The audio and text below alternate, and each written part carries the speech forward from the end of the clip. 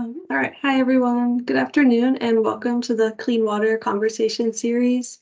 Thank you all for joining us today. My name is Julia Ristelli, and I use she, her pronouns. I'm an Eco-AmeriCorps member serving with the Clean Water Initiative Program at the Vermont Department of Environmental Conservation, and I will be facilitating today's conversation. Our speakers today are Pete Fellows with the Rivers-Ottauquechee Regional Planning Commission, Ron Rhodes with the Connecticut River Conservancy, Erin DeVries with the Vermont River Conservancy, and Christine Hazzard and Jessica Clark Louisos with Brattleboro Housing Partnerships. They will each discuss successful clean water projects improving flood resiliency. Our next clean water conversation is on Thursday, June 27th at 12 p.m. Vermont State climatologist Leslie Ann Dupini-Giroux will discuss the connection between climate change and water quality in Vermont.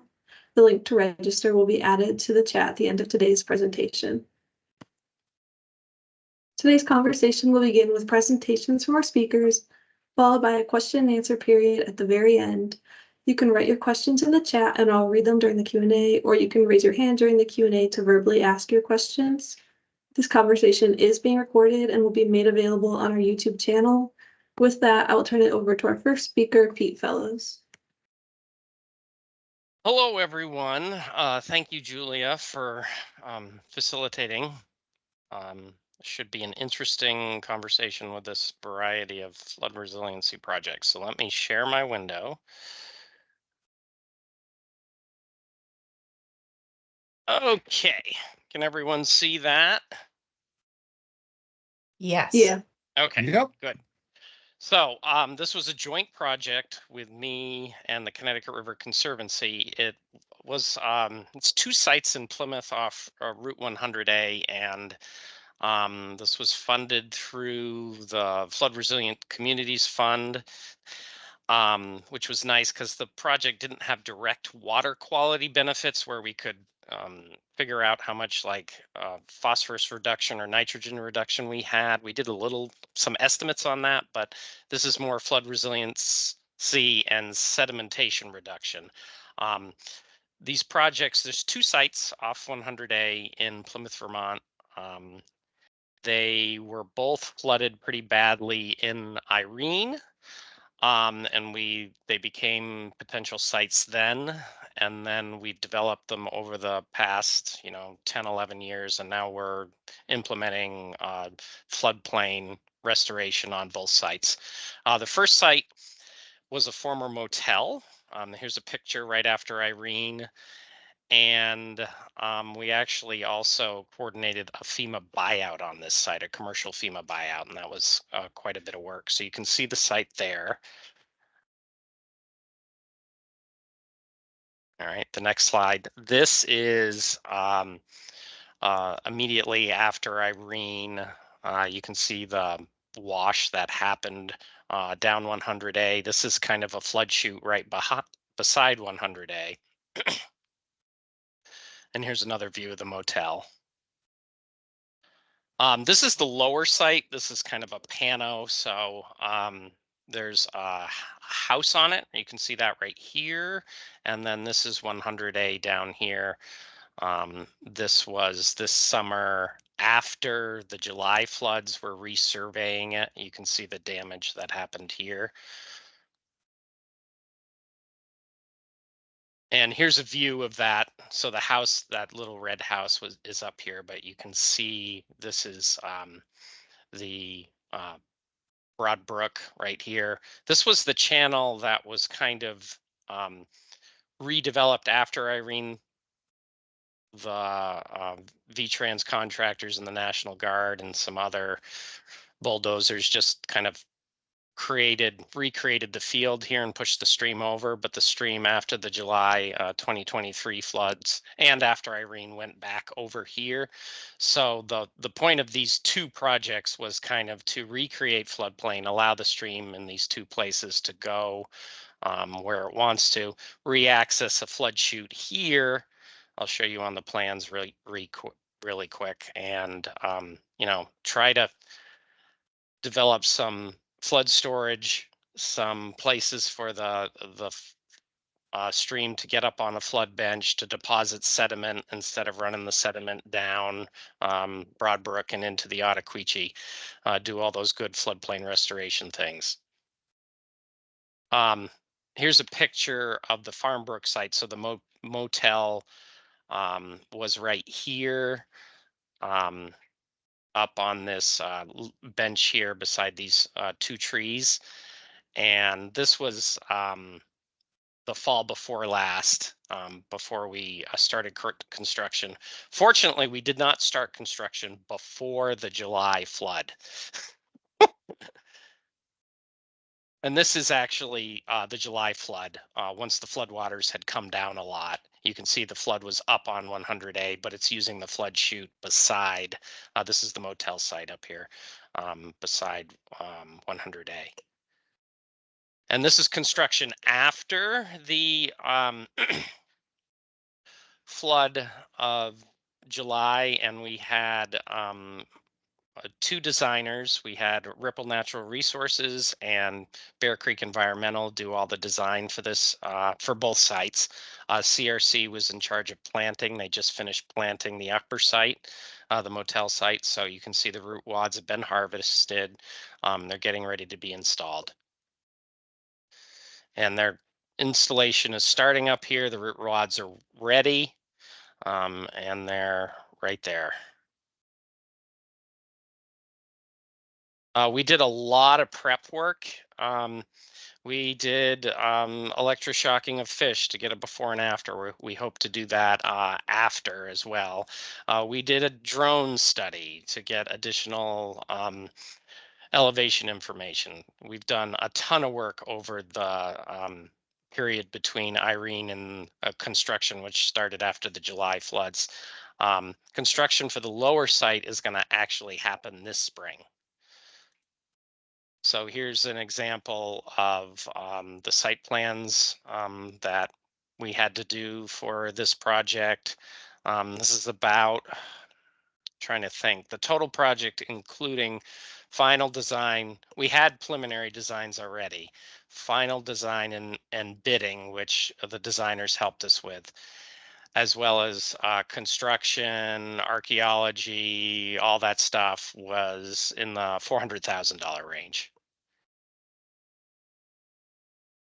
Here's a picture of the site plan of the lower site. This is, where we're doing some floodplain bench creation and material removal. You can see the house here. And this project will be done hopefully in July. So I'll give you, this is an example of all the, all the little things you have to do when you're doing these floodplain restoration projects. I'm not the designer or the planter or the construction guy. I'm kind of the coordinator of all these little things that need to happen. This is, our archaeology work where we did our shovel tests, and we're changing the access for the contractor this spring. So we're dealing with that now. We have to do a little bit more archaeology, but it's, you just kind of keep at it. And that's how you and hopefully have a good funder and a good budget to get all the work done. Here's an example of our bid tabulation we had to do for our engineer. And I'll kind of close with, this is an example lower down in the watershed after Irene. This is kind of, what we're trying to prevent. We're trying to give the watershed upstream of development and, the confluence with Penny Hollow Brook and Broad Brook and the Ottauquechee more room to deposit sediment, so it's not putting as much sediment into the system, and hopefully have more flood storage so we don't, take out bridges like this. This was back in Irene. Immediately following, after I took this picture, there was a house upstream that got taken out and then wedged itself under the bridge, which functioned nicely as fill for a while, so we just filled over the house, and then for until we repaired the bridge, we were able to. Todd and I live up this road here, so it was um, a dual purpose. An unfortunate occurrence. This was also a buyout project, but um, Penny Hollow Brook, Broad Brook, these two little watersheds, tribs to the upper Ottauquechee, have experienced a lot of flood activity over the past few floods. The July, Irene, the tax day storm of 2019. It's the new Vermont, and we have to, develop projects like this one, fund them, um, be ready for long haul, and get them done. I'll stop sharing here, and then Ron can add anything he wants to.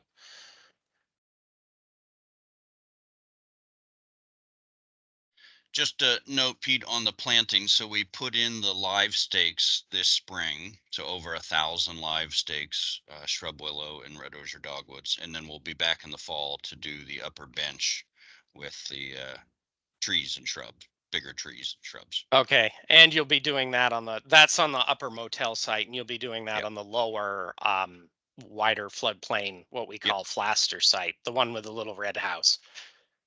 Yes. All right, Julia, you want me to transition to the next one?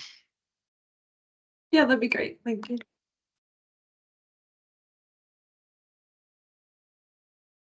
So this is a dam removal project. Connecticut River Conservancy was a partner with Mount Ascutney Regional Planning Commission. Chris Urick couldn't be here today, so he asked me to give this presentation. You can see in the picture here, this is a volunteer fire department on would be the left-hand side of the picture, and that is a dry hydrant. There, you can sort of see it, but where those guys are standing on the cement blocks, just below that is the fire department's dry hydrant. So they put some cement blocks in the river in Mill Brook to create, a place for their dry hydrant. As you can see over the years, it filled in with sediment and was becoming less effective as a water source for the fire department. So in 2017, Chris and the RPC started working with the town of West Windsor to pursue a dam removal. Just quickly about CRC, we've been around since 1952. For those of you not familiar, the Connecticut River is 410 miles long, and it contributes 70% of the fresh water to the Long Island Sound. We do lots of different work. I'm oversee our restoration program, but we have advocacy, education, water quality monitoring, and then our big source to sea cleanup, similar to the Green Up Day here in Vermont. We do that throughout the watershed in the last weekend in September.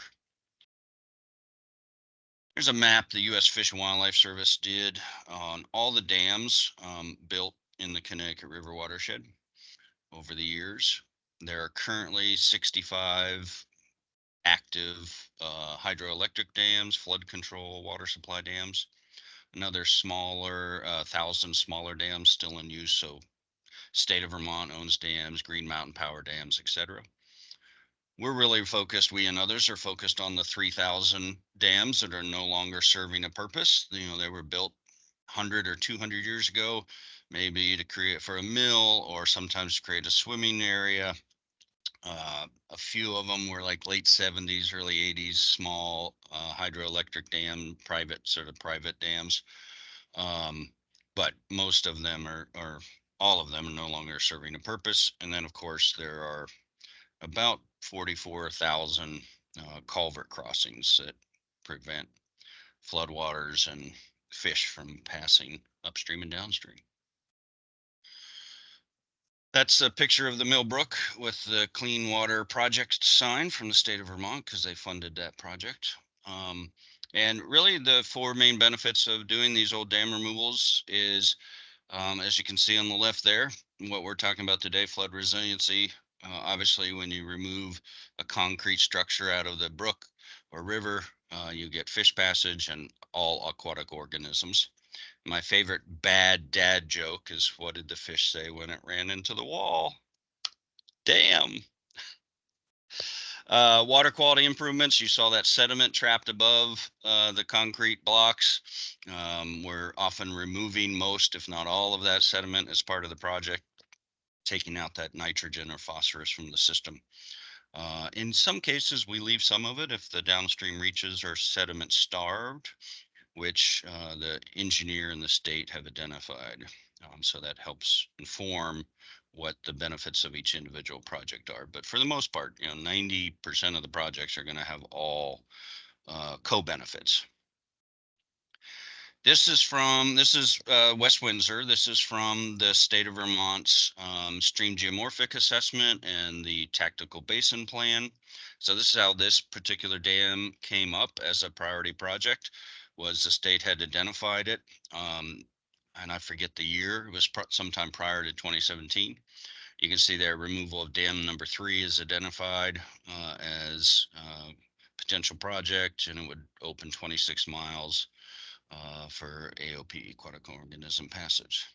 So Mount Scottney started, took this information, started working with Marie Goduto and Todd Manise from the state and the town, meeting with the volunteer firefighters and addressing all of the necessary issues, getting the money to do the design work and permitting. So there's the design. Evan Fitzgerald did the design. I think he also did the stream geomorphic assessment work. So it was a natural fit. And you can see the dry hydrant there, sort of in the middle of the top middle of the sketch. The pipe went underground and into the fire station. The bridge, you'll see some of the most of the pictures are people standing on the bridge looking downstream. The Millbrook is running to the right. So this engineering design work takes a year.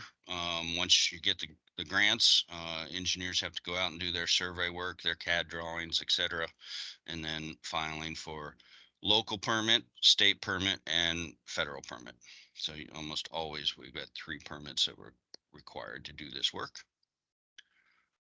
There's a view after the dam was gone. So that's looking back upstream towards the bridge, and those cement blocks are disappeared. That sediment that was trapped upstream is gone, and the rock weirs were put into place for, I think, a couple of reasons. Elevation, to create a nice ramp up, but also the fire department still has a dry hydrant here.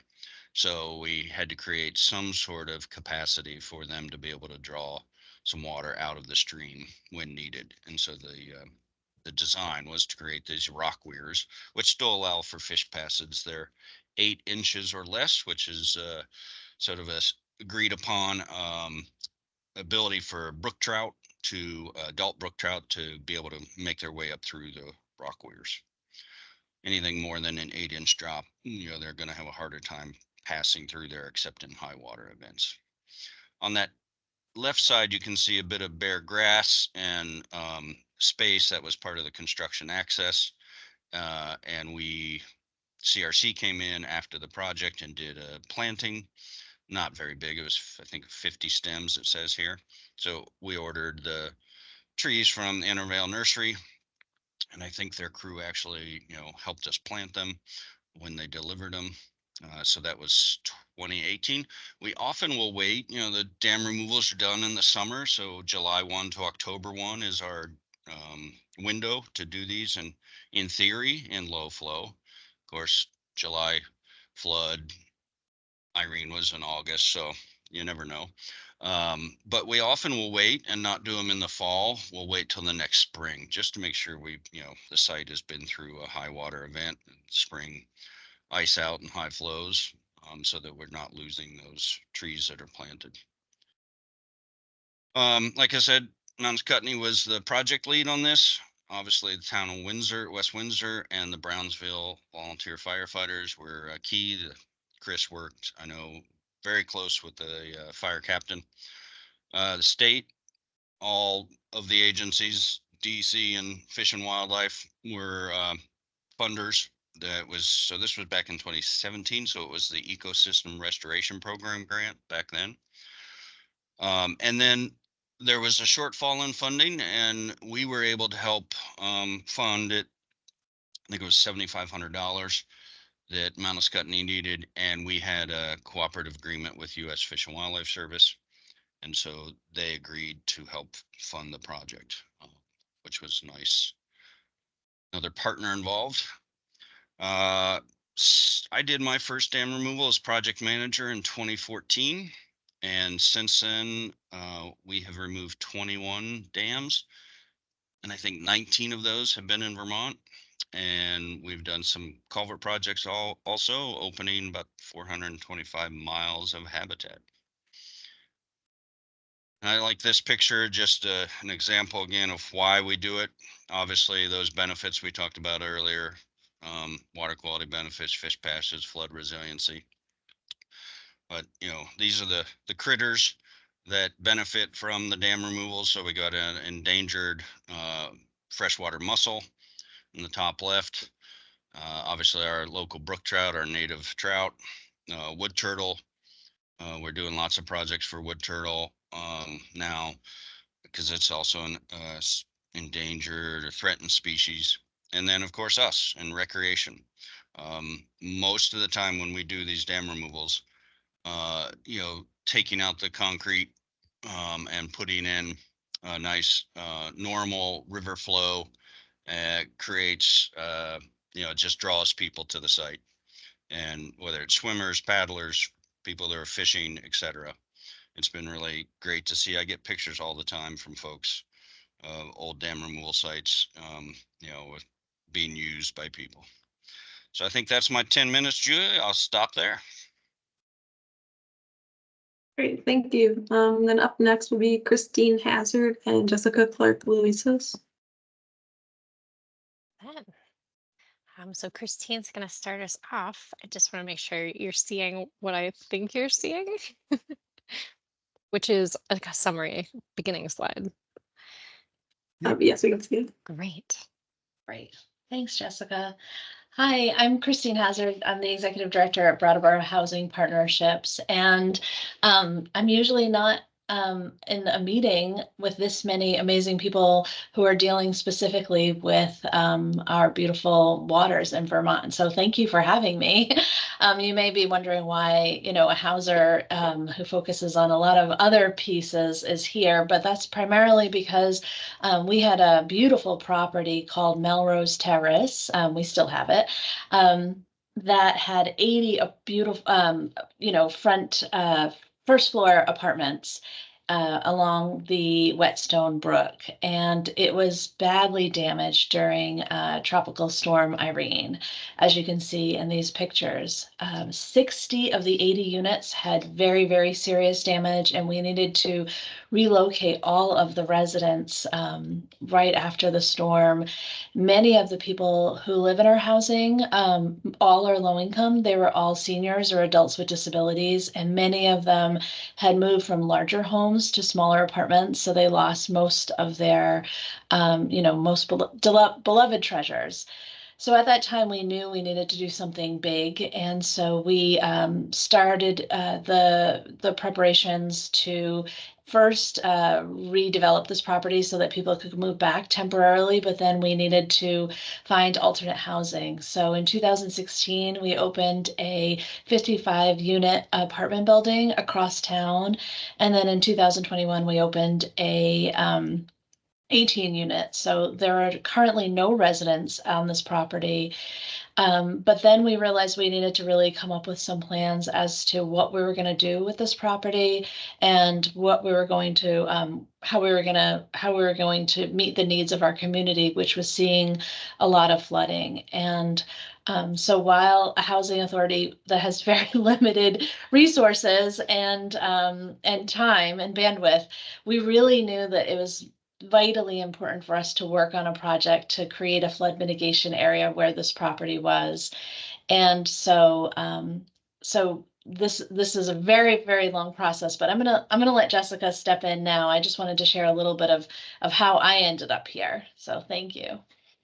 Sure, Christina. I think that that's a really great intro. And, I think I've got a little note on the slide. Who spearheads these efforts? It's one thing to talk about a restoration project and another to think about who's bringing it forward. Like Ron just talked about, their group bringing forward, a project like a dam removal. And in this case, it was spearheaded by a housing partnership following flooding. And we so I guess I'm a water resource engineer and had kind of the privilege of working with Christine and Chris Hazzard, who also worked diligently on this project for many, many years to make it happen on their end. I got to work on a lot of the design with my teammates, including Roy Schiff and others in our group. And starting pretty soon after Tropical Storm Irene, we did a really initial flood analysis looking at not only this property, but some of the other neighborhoods that were also flooded along the Whetstone Brook. Came up with some initial ideas. And then I know some of you are probably familiar with the VERY project, the Vermont Economic Resilience Initiative that occurred after Tropical Storm Irene in many communities. And this floodplain restoration project at Melrose Terrace was identified as part of that project. And then we went on to a more detailed analysis of hydraulic modeling and alternatives analysis at the particular site of Melrose Terrace, looking at different alternatives and ultimately landing on concept design. And, I have a little snapshot of the profile of our modeling of the existing conditions, hydraulics at the site. And, there's a bunch of different things happening, including Route 9 bridge downstream, which has been a constriction, and that is slated for a replacement coming up here soon, as well as, just the Melrose Terrace being located really in an original floodplain location that was filled over time. So some of the work that we did here was, looking at what buildings on the site were really most flood prone. And you can see all the buildings on the map, but the ones in black, kind of within the blue area, are the ones that were identified for removal because they were the most flood prone, with the idea that if you could remove those buildings and lower down the land in the blue area, you would create enough space to give back to the river and restore that floodplain, allowing some of the buildings that were further from the river and on a little bit of higher ground to remain for some potential future use. There's also a significant amount of utilities that were located in or next to the river, that is part of this project were identified, designed, and then moved kind of back out of the river area, including a sewer main that had lots of problems and erosion issues in the past. So, you can see a little rendering of what it might look like with the Whetstone Brook having a newly restored kind of green space and the remaining buildings further from the river. So as part of the project, we removed 28,000 cubic yards of fill, lowered the land about 5 feet.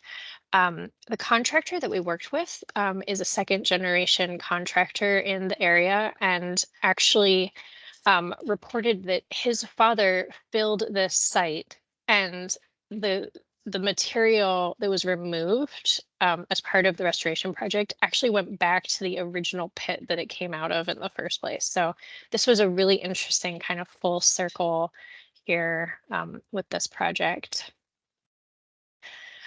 One thing that we did that's a little bit innovative at this site is the bridge was a severe constriction, and we did include an overflow culvert to provide more flood capacity. But as a secondary measure, we lowered a section of road and reinforced it so that there could be some controlled overtopping of the road during high floods.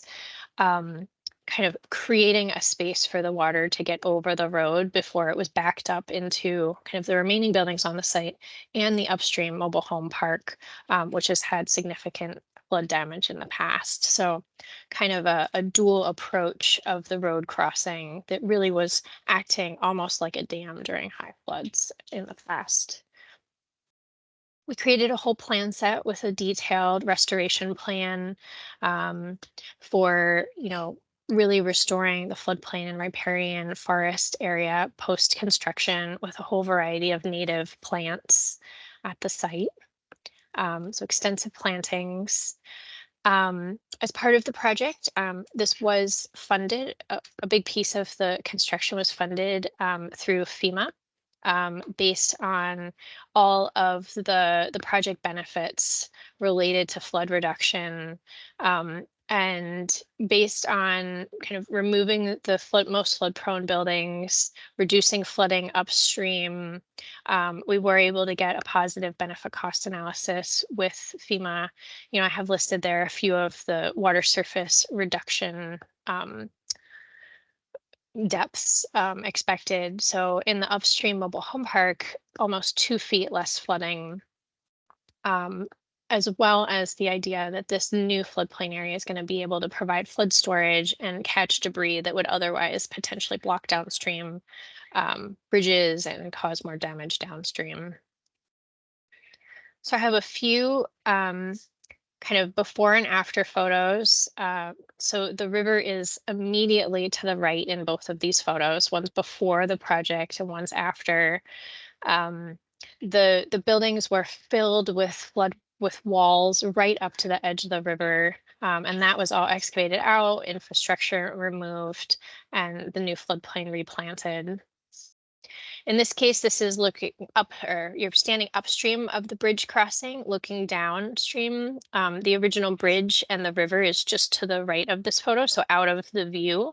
So this was a spot where there was a whole series of buildings right along the river in this space, and it was replaced with an overflow culvert, removing the buildings and lowering a portion of the road so water can kind of move further downstream more naturally. The site has been tested actually a few times since construction was finished. We have had some new use of the river within the floodplain area. Knowing that the river was very constricted and pushed over to the side of the valley originally, it's been able to create a small amount of meandering in the new space that we've provided for it. So the photos below, we have one kind of looking at the upstream floodplain from the bridge during flooding that occurred in the winter of like right before Christmas 22, as well as really seeing a lot of great sediment deposition where we know that water has been slowed down during these floods and sediment's been able to drop out. We did have a little bit of erosion damage where the road overtopped, so we were able to kind of reinforce that even more, kind of following some of the flooding. But it was planned, and it means that none of the remaining buildings were damaged during the flooding. Really showing that this project has been working. So I think the town has been a big supporter of this as well and was really pleased to see how well it worked during the recent flooding. I think with that, we can pass it on to Erin.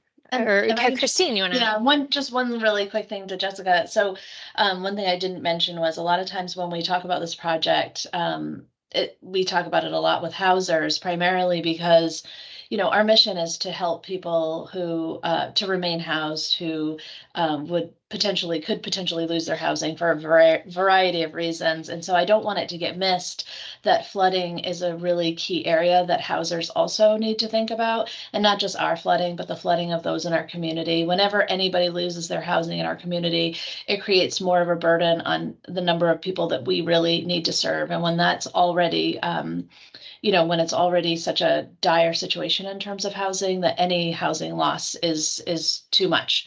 So I feel like if it's an important message for us to keep saying, and I know a lot of our groups don't always intermingle, but when we talk about these things, we just talk about the importance of not only thinking about flooding for our housing, but also the housing in our community. I think there's some of the co-benefits that are sometimes lost. There's such an amazing restoration, but to have the benefit of the housing, and then I think from a water quality perspective, which is I know what this kind of talk is about, we did calculate it's not in the Lake Champlain Basin, so they aren't currently counting up the P credits, the phosphorus removal credits. But when you look at the tools available, this project would be just about 12 kilograms per year of phosphorus removal. And, I would believe that just based on, sediment I've actually seen depositing at the site. So there's a lot of these co-benefits for projects. And Erin can take it away from there. Thank you, Jessica. Julia, I am trying to share and it says, oh, it says can't display content.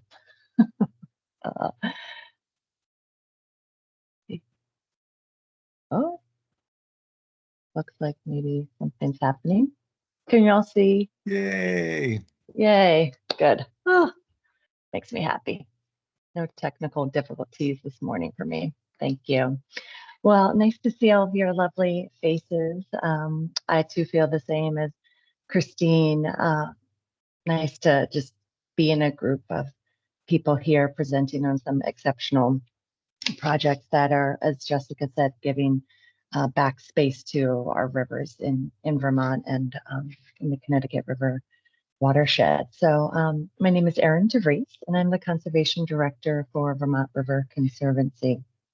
And this afternoon, I'm going to present on a project that we and many partners throughout Vermont have been working on for over a decade now.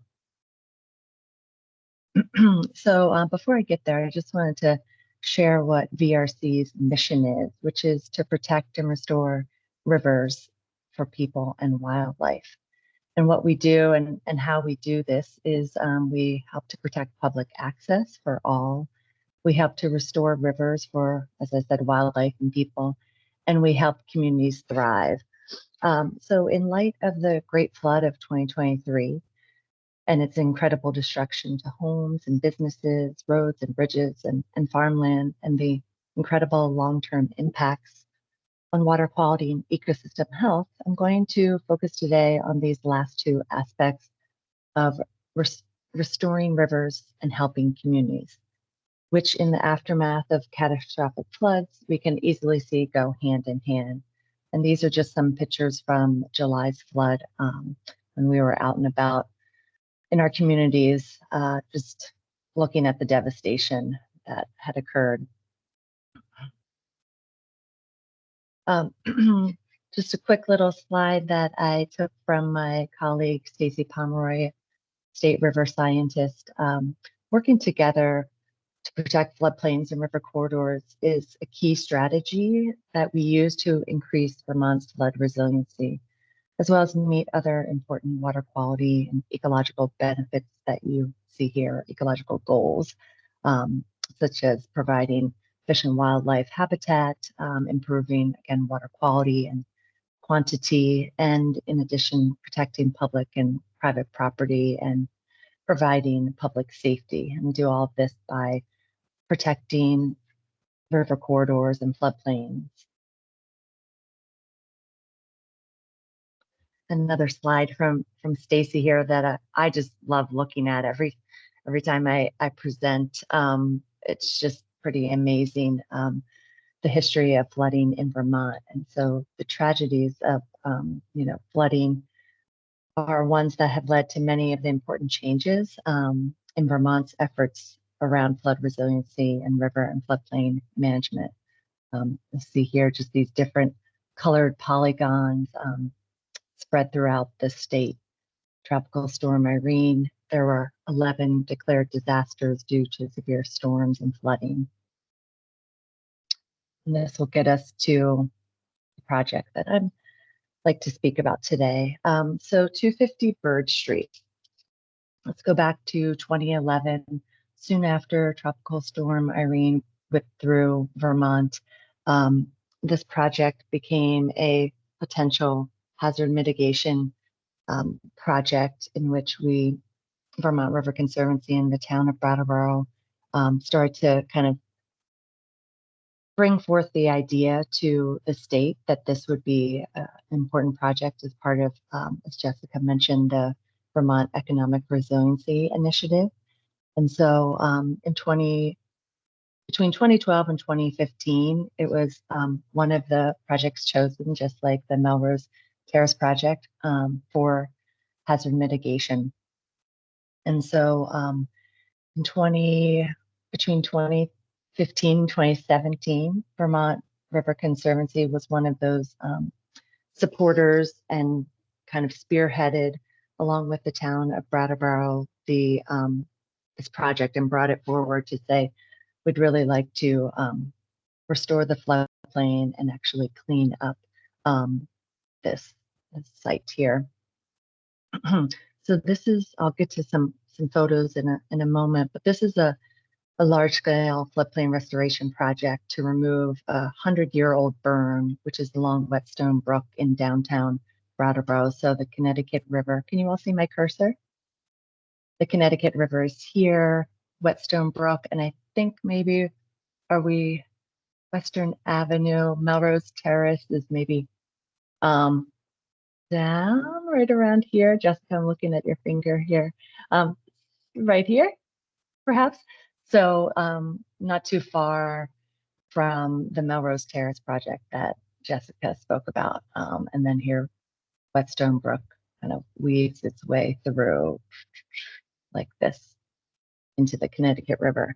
So in 2011, the town and community received record rain and floodwaters that undermined a nearby building and washed out the residential road called Williams Road.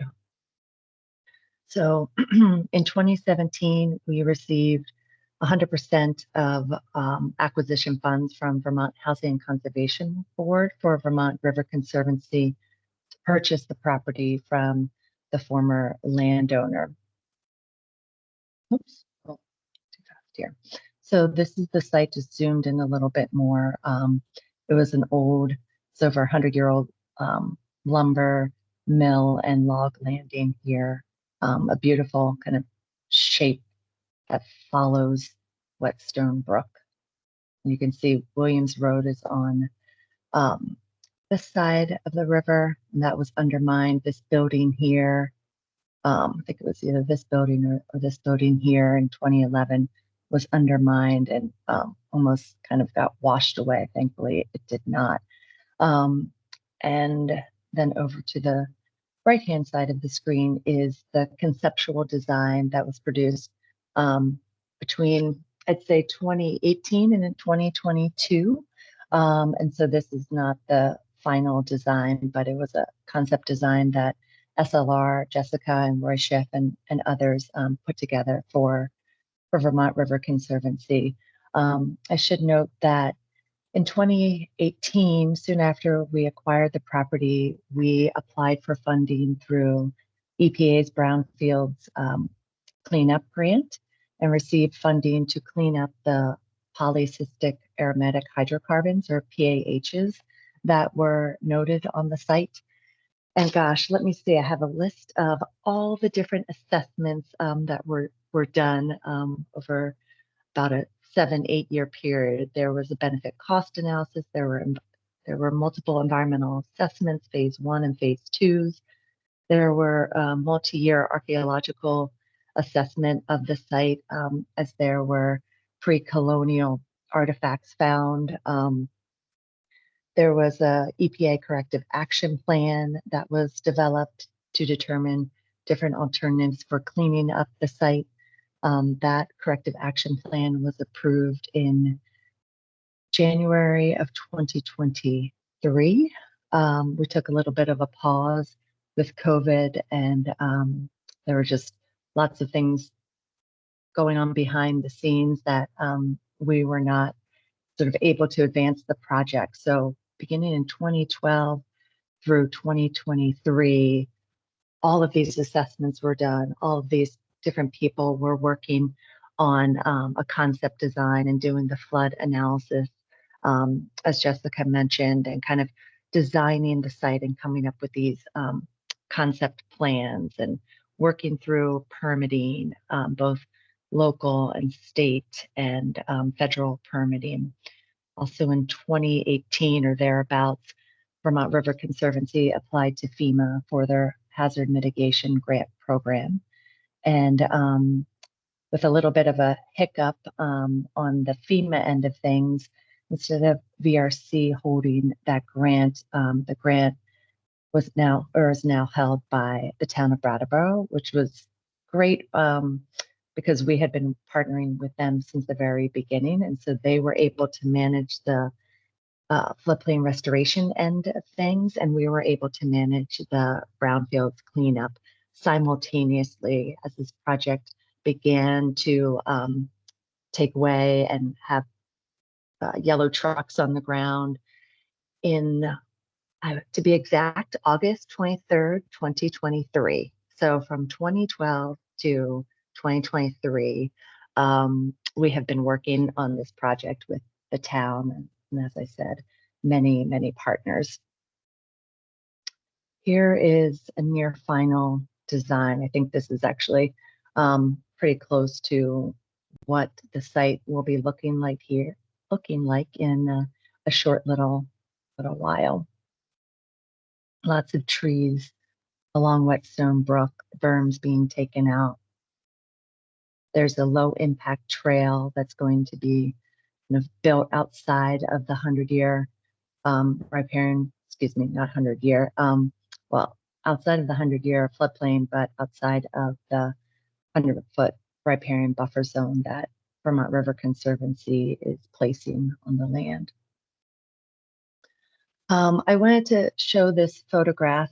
As I mentioned, many partners involved in developing and restoring and cleaning up this site. And this all would not have been possible without our town, our relationship with the town and the people in the community. And so this is a kind of kickoff project that we started, a kickoff meeting we had last July. So about a month before the trucks were on the ground and moving 42 cubic yards of soil from the site and burying some soils and just kind of shifting the landscape.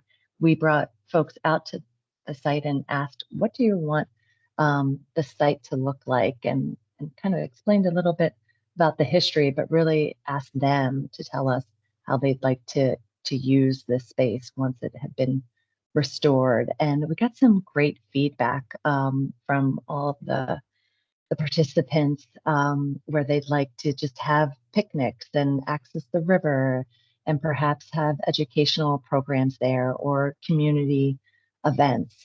They also became more aware of the importance of allowing rivers to move and shift. And so they were okay with the fact that we're not putting down a paved pathway through the floodplain. We're offsetting it away from the river and from the wetlands that are on the property here, and that another flood will wipe through this area again, no doubt, and that we're going to just go out there and with a brush and brush the pathway, or if the pathway is taken away by the river, then that's what the river needed to do. And I would say everyone at that public event that day was aware of that and really respect the river and the force that it has, and was super appreciative that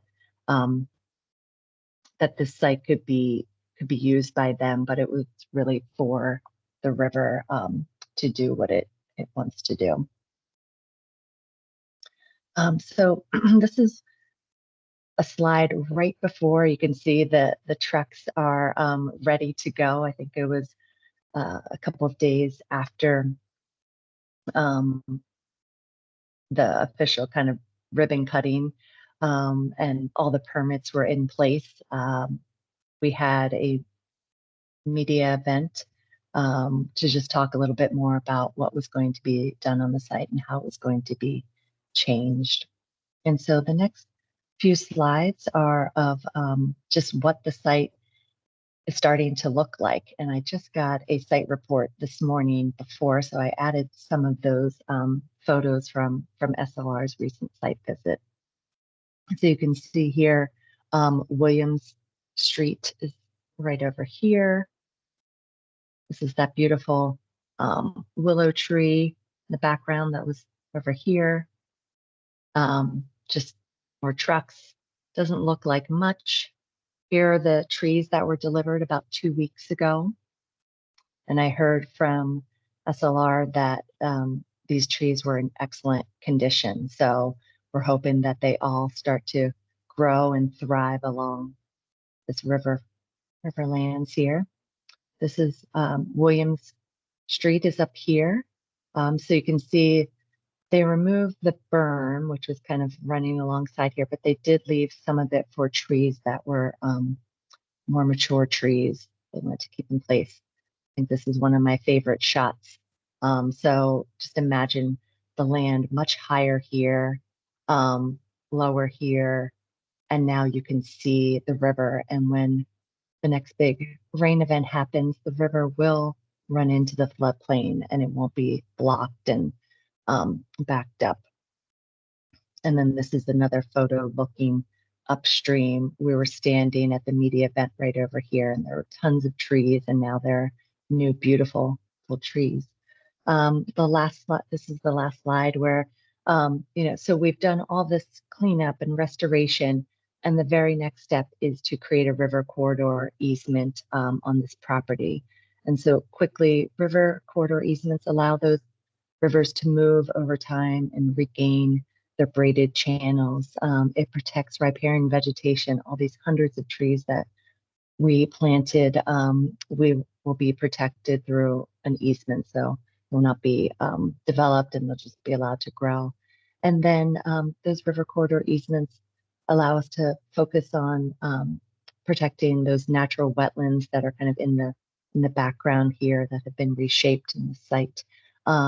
And those floodplains and wetlands provide just natural water storage and sediment attenuation. So this will be the first tri-held conservation easement that we have with Vermont Housing Conservation Board, who I said provided the acquisition funds, and DEC, which also provided design funds and funds for us to create this conservation easement.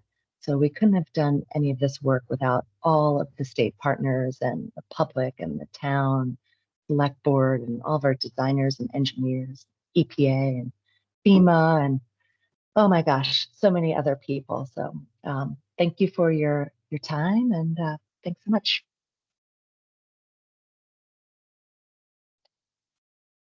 Great, thank you, Erin. Thank you to all of our presenters. I just pasted links from today's conversation into the chat. They'll also be available in a follow-up email.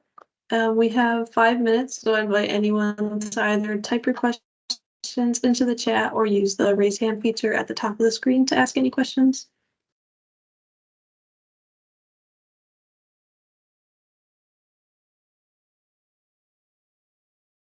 Megan?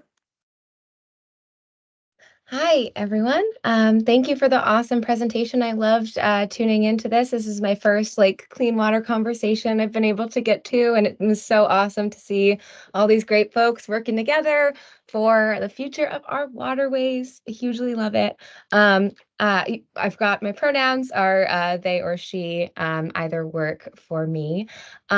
I was interested, I loved hearing about the community outreach that was done for that last project, Erin, that you were sharing about with the Conservancy. I was wondering, I imagine some of these dam removal projects that are also being done, I believe, Ron, you were the ones that you were talking about earlier. Wondering what community outreach sort of looks like for that. If there have been any efforts, how successful they've been, if folks are mostly just happy to see you out there making the place look better. Would love to hear about it. Depends on the dam, Megan. Some of them are privately owned in someone's backyard, right? And so we don't do much in the way of public outreach on that, although the local floodplain permit is certainly, that's a public meeting. Jessica and I are working together on a dam removal down in Westminster, and Jessica was just at the Development Review Board meeting on Monday night. And we do get, community input there. If it's a town-owned dam, or even if it's just right in the middle of town and very well known, we've done public outreach meetings. Jessica and I had a project up in East Burke back in 2016, and we had our 30% design engineering plans from 12 noon to 7 p.m. at the library, which was right across from where the dam was. And we invited community members to come at any point in time. And we sat down and we talked with them, or if they wanted to walk over to the dam and talk about certain things that they, were concerned about or wanted, we did that. And we actually did end up making changes on the design plans based on some of the input that we got from those community members, whether they were local businesses or just, so.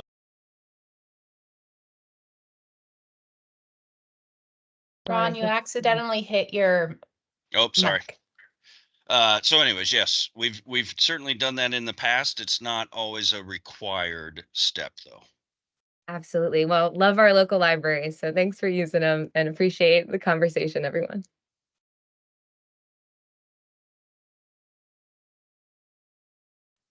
Thank you. We have Jonah. Hi, yes, my name is John O'Keefe. This is also my first meeting with you guys. Thank you guys so much for having these. I am a Johnson resident, and I'm graduating this next week, actually, with environmental science, and I am trying to spearhead a wetland restoration or create wetlands here for Johnson because how bad our town flooded. And so I guess my question is, and this might be very broad, is how can I get all this started and who do I contact? Because you guys all seem very well connected, and I just really would like to network with who I need to network so that I could get our town up and running. So for the next protection against the floods.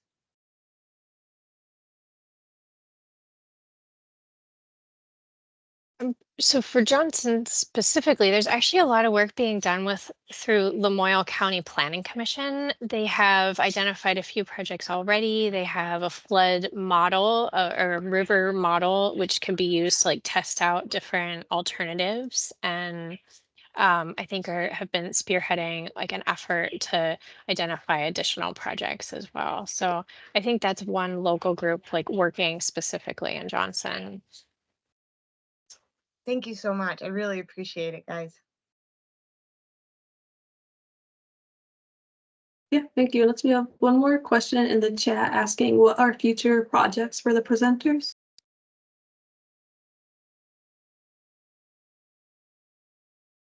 Well, I'd like to say, because in Johnson, we are working with the Lamoille Planning Commission to on a floodplain restoration project that was a buyout, Jonah, right next to the Johnson Rec Field. So that's a project that we're working on with the town and the Planning Commission, and then developing a conservation easement. And that also will hopefully have a small little rec trail that will connect up to the rec field. So I'm looking forward to working on that project, and maybe I'll see you at a public event because I know they're planning to do something. And one more that I'm really excited about, and I'm applying for EPA funds and maybe some state brownfield dollars and FEMA dollars, is in Bennington, also working with SLR, a project that's been going on for, not as long as the 250 Burge, but probably close to 10 years. We have a final design, and now we just need to find the money to do the floodplain restoration on Roaring Brook in Bennington. That's a project that's really near and dear to our DEC River Program partners and to Vermont River Conservancy. So I'm hoping to get funded for that one, but probably won't start until, if we do get funded, until 2025 or 2026 in this case. Great. Thank you again, everyone, and thank you all for coming. Looks like We're at 1 o'clock, so be on the lookout for a follow-up email with a feedback survey and links that were dropped in the chat. Have a great day, and I hope to see you all at our next conversation in June. John O'Keefe, look in the chat on the different people that have been sent to you to contact. I'm writing it down right now. Thank you so much. Yep. Thanks, everybody.